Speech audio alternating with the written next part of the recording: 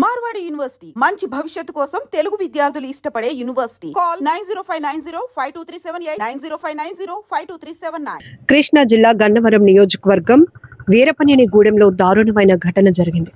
ఓ minor బాలికపై 8 మంది సామూహికంగా గ్యాంగ్ రేప్ కు పాల్పడినటువంటి ఘటన తీవ్ర భయాందోళనకు గురి చేస్తోంది. ఈ నెల 9వ తేదీన తల్లిదండ్రులు మందలించారని చెప్పి దగ్గరలోని ఇంటికి 1 కిలోమీటర్ దూరంలో ఉన్నటువంటి వీరపనేని గూడెంలో ఉన్న స్నేహితురాలు ఇంటికి వెళ్ళింది ఈ మైనర్ అమ్మాయి. ఇంతలోనే అదే రాత్రి అమ్మాయి ఇంటికి తిరిగి రాకపోవడంతో మరొక వైపు తల్లిదండ్రులు తమ పాప కనిపించలేదని మిస్సింగ్ కేసు కూడా ఫైల్ చేశారు. ఆ తర్వాత అదే రోజు కిడ్నాప్కి గురైనటువంటి బాలిక ఏమైపోయిందో అని తల్లిదండ్రులు ఒక రకమైన ఆందోళనతో వెతుకులాట కొనసాగిస్తున్న నేపథ్యంలోనే కొన్ని రోజులుగా కూడా ఇది మిస్సింగ్ కేసుగానే నమోదవుతా ఉంది. ఆ తర్వాత వీళ్ళు ఎవరైతే ఈ గ్యాంగ్ రేప్ కు పాల్పడినటువంటి ఈ మొత్తం ఈ ముఠా అంతా కూడా ఆ బాలికను అదే రోజు అంటే 9వ తేదీన రాత్రి సమయంలో కిడ్నాప్ చేసి ఆ తర్వాత 4 రోజులుగా ఆ పాప పైన గ్యాంగ్ రేప్ కు పాల్పడినటువంటి ఘటన అసలు చెప్పడానికి కూడా మాటలు రావటం లేదు. అంత దారుణమైనటువంటి మనస్తత్వంతో ఉంటున్నారు చాలా వరకు. ఈ 8 మందిని కూడా ప్రస్తుతం ఆత్కూరు పోలీసులు అయితే అదుపులోనికి తీసుకున్నారు. ఇది మైనర్ బాలికకు సంబంధించిన పోక్సో యాక్ట్ వర్తిస్తుంది కాబట్టి ఇక్కడ వివరాలు అయితే పోలీసులు ఇంకా అధికారికంగా నిర్ధారించలేనప్పటికీ కూడా ప్రైమరీగా ప్రాథమికంగా వస్తున్నటువంటి సమాచారం ప్రకారం మాత్రం మిస్సింగ్ కేసు ఫైల్ అయినటువంటి అమ్మాయి అలాగే గ్యాంగ్ రేప్ కు గురైనటువంటి అమ్మాయి ఒక్కరే అని పోలీసులు అయితే నిర్ధారించుకున్నారు. ఇది ఎలా జరిగిందంటే 4వ రోజున ఈ కుర్రాళ్ళు ఆ అమ్మాయిని ఒక ఆటో ఎక్కించి ఇంటికి దింపేయాలి అని చెప్పేసి అక్కడి నుంచి వాళ్ళు వెళ్ళిపోయారు. ఆ తర్వాత అదే ఆటో డ్రైవర్ ఏమైందమ్మా ఏంటి నీ సిచ్యువేషన్ అని చెప్పినప్పుడు ఆ పాప తనకు జరిగిన అన్యాయం మొత్తం వాళ్ళ కోసం అది మూర్ఖంగా కాదు కదా మృగాలుగా ప్రవర్తించినటువంటి వీళ్ళందరి కోసం ఆమె చెప్పడంతో ఆటో డ్రైవర్ ఇమీడియట్ గా అమ్మాయితో పాటు పోలీస్ స్టేషన్ కి వెళ్ళడం జరిగింది. ఇమీడియట్ గా ఆత్కూరు పోలీసులు కేసును మరొక కోణంలో దర్యాప్తు చేయటం మొదలు పెట్టారు. ఎందుకంటే అప్పటికే అదే స్టేషన్ లో ఇది మిస్సింగ్ కేసుగా నమోదైనప్పుడు ఆ అమ్మాయి ఈ అమ్మాయి ఒక్కరే అని నిర్ధారించుకున్న తర్వాత దీన్ని గ్యాంగ్ రేప్ ఈ అమ్మాయి మీద జరిగిందనే కోణంలో ఇప్పుడు దర్యాప్తు కొనసాగుతోంది. ప్రస్తుతానికైతే 8 మందిని కూడా పోలీసులు దొరికినటువంటి అమ్మాయి చెప్పినటువంటి ఎవిడెన్స్ తో పాటు కొన్ని ఆధారాల ద్వారా వాళ్ళని అదుపులోనికి తీసుకున్నారు. ఇక్కడ గ్రామస్తులు తీవ్రమైనటువంటి ఆగ్రహావేశాలు వ్యక్తం చేస్తున్నారు. ఎందుకంటే ఎక్కడ అసలు అమ్మాయిలకి బాలికలకు మైనర్లకు ఎక్కడ కూడా రక్షణ లేకుండా పోతోంది. ఇలాంటి ఇక్కడ మెయిన్ గా మనం చెప్పుకోవాల్సింది ఈ మైనర్ అమ్మాయి పైన గ్యాంగ్ రేప్ కు పాల్పడిన వాళ్ళలో ఎక్కువ శాతం వాళ్ళపైన కూడా గతంలో చాలా అరాచకమైనటువంటి కేసులు కూడా ఉన్నట్లు తెలుస్తోంది. వీళ్ళంతా గాంజా బ్యాచ్ మత్తుకు అలవాటు పడినటువంటి బ్యాచ్ గా కూడా తెలుస్తోంది. అయితే ఇందులో విస్తుపోయేటటువంటి మరొక విషయం ఏంటంటే ఈ 8 మందిలో ఒకరు మళ్ళీ మైనర్ ఉన్నారు. ఆ అబ్బాయి కూడా 10th క్లాస్ ఎగ్జామ్ రాసి వచ్చినట్టు కూడా ప్రైమరీగా వస్తున్నటువంటి ఇన్ఫర్మేషన్. అంటే ఎంత దారుణమైనటువంటి మనస్తత్వంతో ఉంటున్నారు. అసలు మనిషిని మనిషిలా గుర్తించడం పోను ఇక్కడ చిన్న పాప చూస్తే ఎవరికైనా అయ్యో ఈ టైంలో ఈ చీకటప్పుడు ఎక్కడికి వెళ్తున్నావమ్మా జాగ్రత్తగా ఇంటికి వెళ్ళు జాగ్రత్తగా లేకపోతే ఇంటి దగ్గర దింపాలా నీకు కాసేపు తోడు రావాలా ఎందుకు ఈ టైంలో వెళ్తున్నావని ఎవరైనా మాట్లాడి అమ్మాయికి కాస్త ధైర్యంగా నిలబడి ఇంటి వరకు దిగబెట్టే ప్రయత్నం చేయాలి. కానీ ఇదే ఆధునంగా చూసుకున్నటువంటి ఈ గ్యాంగ్ అంతా మనుషులు అని సంబోధించడానికి కూడా మాటలు రావట్లేదు. మానవ మృగాలని చెప్పాలి. సో ఈ 8 మంది కూడా ఈ అమ్మాయిని కిడ్నాప్ చేయడంతో పాటు అక్కడ సామూహికంగా 3 రోజుల పాటు అమ్మాయి పైన అత్యాచారం జరిపి 4వ రోజున ఇంటికి డ్రాప్ చేయమని చెప్పేసి ఆటో డ్రైవర్ని అప్రోచ్ అయ్యారు. ఆ కోణంలో ఇప్పుడు ఆటో డ్రైవర్ ఆ అమ్మాయికి హెల్ప్ చేయడం బట్టి పోలీసులకు ఇమీడియట్ గా ఈ పరిస్థితి తెలిసింది. ఒకవేళ అదే సమయంలో ఆ ఆటో డ్రైవర్ కాస్త సపోర్ట్ చేయకపోయినా ఈ అమ్మాయి గత 4 రోజులుగా అనుభవిస్తున్నటువంటి ఈ బాధ ఏదైతే ఉందో ఎవరికి చెప్పలేదు. కానీ ఆ అమ్మాయి వయసు కూడా సహకరించదు అంత మెచ్యూర్డ్ గా ఆలోచించడానికి. ఒకవేళ ఆ అమ్మాయి స్పాట్ లో ఏదైనా డెసిషన్ తీసుకుంటే ఇంకా పూర్తిగా తల్లిదండ్రులకు కడుపుకోత మిగిలేటటువంటి ప్రమాదం కూడా ఉండేది. ఏదైనా చాలా దారుణమైన ఘటన. ఇక్కడ అన్ని ప్రజా సంఘాలు కూడా తీవ్రంగా ప్రశ్నిస్తున్నది ఒకటే, గాంజా బ్యాచ్ విచ్చలవిడిగా ముఠాలు పేట్రేగిపోతున్నాయి. చాలా చోట్ల గుంపులుగా చేరటం, డిస్కషన్స్ తో పాటు ఎవరైనా అటుగా వెళ్తున్నటువంటి మహిళల్ని మైనర్లను ఈవెన్ ఏజ్ తో సంబంధం లేకుండా ఆడవాళ్ళు అయితే చాలు వాళ్ళపైన వల్గర్ గా మాట్లాడటం, అలాగే వాళ్ళపైన ఒక దుర్బుద్ధితో ప్రవర్తన చేయాలి అనే కోణంలో ఉండటం, అత్యాచారాలు చేయాలనుకోవటం, వాళ్ళ కామ వాంఛ తీర్చుకోవాలనుకోవటం, ఇవన్నీ కూడా అసలు ఎంత జుగుప్సకరంగా ఉన్నాయంటే ఇలాంటి వాళ్ళ మధ్యనే మనం ఉంటున్నామా అనే ఒక రకమైనటువంటి పానిక్ అయితే ప్రతి ఒక్కరిలో కలుగుతోంది. ఈవెన్ ఆడపిల్లల్ని ఈ రోజుల్లో, ఒకప్పుడు ఆడపిల్లలు పుడుతున్నారు అంటే ఒక రకమైన వ్యత్యాసం ఉండేది. అక్కడి నుంచి ఇంటికి ఆడపిల్లే అందం, ఆడపిల్ల ఉండడం వల్ల ఆ ఇల్లు చాలా సక్సెస్ఫుల్ గా వెళ్తుంది అనేటంత మార్పు సమాజంలో మనం చూసాం. కానీ కొన్ని ఘటనలు చూస్తే గనక ఆడపిల్లలకి మనం ఎలా రక్షణ కల్పించుకోవాలి, ఆడపిల్లల్ని మనం ఎలా కాపాడుకోవాలి, ఆడపిల్లకి మనం ఎలా భద్రత కల్పించాలనేటటువంటి ఒక ఆవేదన, ఆందోళన ప్రతి తల్లిదండ్రుల్లో కనిపిస్తూ ఉంది అని చెప్పొచ్చు. సో ఇక్కడ కూడా ఆ కుటుంబ సభ్యుల రోదన ఎంత బాధాకరం అంటే, అయ్యో నా కూతుర్ని తిట్టకుండా ఉండుంటే బాగుండు, ఈ రోజు అది కనిపించకుండా అంటే మిస్సింగ్ కేసు కూడా ఇంతవరకు రాకపోను అని ఆలోచన చేశారు. ఆ రోజంతా కూడా ఆ తల్లిదండ్రులు చాలా బాధపడినటువంటి పరిస్థితి. ఎందుకంటే ఒక మైనర్ అమ్మాయి మందలించామని చెప్పేసి స్నేహితురాలు ఇంటికెళ్ళి తిరిగి వచ్చేస్తుందేమో అనుకున్నారు తప్ప, అలా అని ఫ్రెండ్ ఇంటికి వెళ్తున్నాను ఉదయం వస్తానను అలా కూడా చెప్పలేదు. కాబట్టి ఏదో జరిగే ఉంటుందని వాళ్ళు గ్రహించే స్థానికంగా ఉన్నటువంటి పోలీస్ స్టేషన్లో వాళ్ళు పాప కనిపించడం లేదంటూ కేసు కూడా ఫైల్ చేయడం జరిగింది. అయితే ఇంత ఘోరం జరుగుతుందని ఆ తల్లిదండ్రులు కాదు కదా, ఊరు వాళ్ళు ఎవరు కూడా ఊహించలేదు. ఇప్పుడు వాళ్ళ గుండెలు అవిసేలా వాళ్ళు రోధిస్తున్నటువంటి తీరు చాలా బాధాకరం. మరొక వైపు మొత్తం ఊరంతా కూడా ఖచ్చితంగా ఈ పాప విషయంలో న్యాయం జరగాల్సిందే, 8 మంది దుర్మార్గులను కఠినంగా శిక్షించాలి, వాళ్ళు అసలు మళ్ళీ జైలు నుండి బయటకు రాకూడదు అనేటటువంటి ఒక బలమైన డిమాండ్ కూడా వినిపిస్తున్నారు. ఏదైనా చాలా బాధాకరమైన ఘటన. ఇప్పుడు సమ్మర్ హాలిడేస్ వస్తున్నాయి. సో చాలా వీడియోస్ మేము కూడా చెప్తూనే ఉంటాం. సైకాలజిస్టులు కూడా ఎప్పటికప్పుడు పేరెంట్స్ కి అవేర్నెస్ కల్పిస్తూనే ఉన్నారు. ఎందుకంటే గుడ్ పేరెంటింగ్ అనేది ఎలా ఉండాలి అని నేర్చుకోవాల్సినటువంటి పరిస్థితికి వచ్చేసాం మనం. ఎందుకంటే ఇప్పుడు పిల్లలు చాలా సెన్సిటివ్ గా ఉంటున్నారు. ఈవెన్ చిన్న చిన్న విషయాలకి పిల్లల్ని ఏమైనా కోప్పడితే వాళ్ళ పైన ఎంత సెన్సిటివ్ గా వాళ్ళు ఉంటున్నారంటే, దూరంగా వెళ్ళిపోవాలి ఫ్యామిలీకి.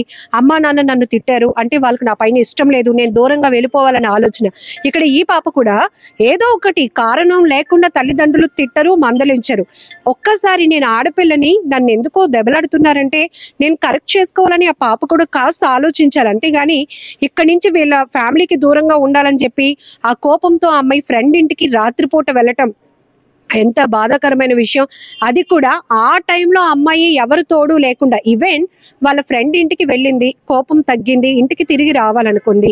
అట్లీస్ట్ ఆ ఫ్రెండ్ వాళ్ళ అమ్మ సహాయమో నాన్న సహాయమో ఎవరో ఒకరు ఒక తోడు తీసుకొని ఇంటికి చేరుకుంటే బాగుండేది. ఇంత ఘోరమైనటువంటి ఘటన జరిగి ఉండేది కాదు. ఏదేమైనా మైనర్ పైన గ్యాంగ్ రేప్ కు పాల్పడినటువంటి 8 మంది మృగాలను కఠినంగా శిక్షించాల్సిన అవసరం ఉంది. ఇందులో ఒక మైనర్ ఉన్నప్పటికీ కూడా ఆ అబ్బాయి కూడా 10th క్లాస్ ఎగ్జామ్ కూడా రాయడానికి వెళ్ళాడంట.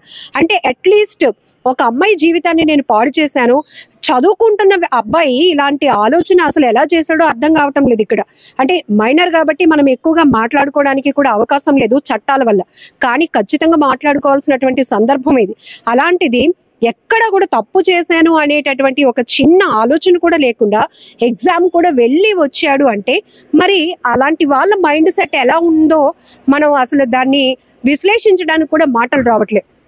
అందుకే మానసిక నిపుణులు చెప్తూ ఉంటారు, చాలా మంది మనిషి ముసుగులో ఉంటున్నారు కానీ సైకోపాత్స్ వాళ్ళు సొసైటీలో చాలా భయంకరంగా తిరుగుతున్నారు. వాళ్ళ ఆలోచనలు, వాళ్ళు చేయాలనుకుంటున్న చేష్టలు వికృతంగా ఉంటాయి. వాటిని మనం పసిగట్టడం చాలా కష్టం. కాబట్టి మనకు మనమే వ్యక్తిగతమైనటువంటి భద్రత, రక్షణ కావాలి. అలానే ఎక్కడైతే ఈ గాంజా బ్యాచ్లు చెలరేగిపోతున్నాయో ఇప్పటికే ప్రభుత్వం తరపున కూడా చాలా సీరియస్ గా వెళ్తున్నాము గాంజా బ్యాచ్లను అరికట్టడానికి. ఎందుకంటే అక్కడి నుంచి వీళ్ళు మత్తుకు అలవాటు పడి ఆ తర్వాత ఎలాంటి వికృతమైనటువంటి ఆలోచనలతో ముందుకెళ్తున్నారో మనం చాలా చోట్ల చూస్తున్నాం. హత్యలు చేయడానికి వెనకాడట్లేదు, అత్యాచారాలు చేయడానికి వెనకాడట్లేదు.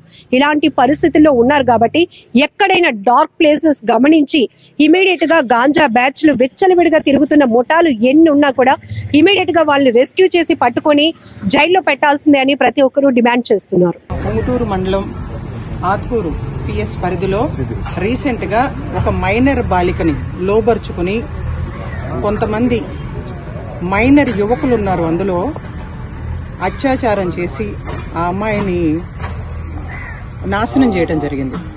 దానికి సంబంధించి ఆత్కూరు పోలీస్ స్టేషన్ పరిధిలో ఇమీడియట్ గా పోలీసు వారు, ఎస్ఐ గారు గాని ఇతర ఉన్నతాధికారులందరూ కూడా చాలా ఫాస్ట్ గా వాళ్ళందరినీ 8 మందిని పట్టుకుని కేసు నమోదు చేయడం జరిగింది.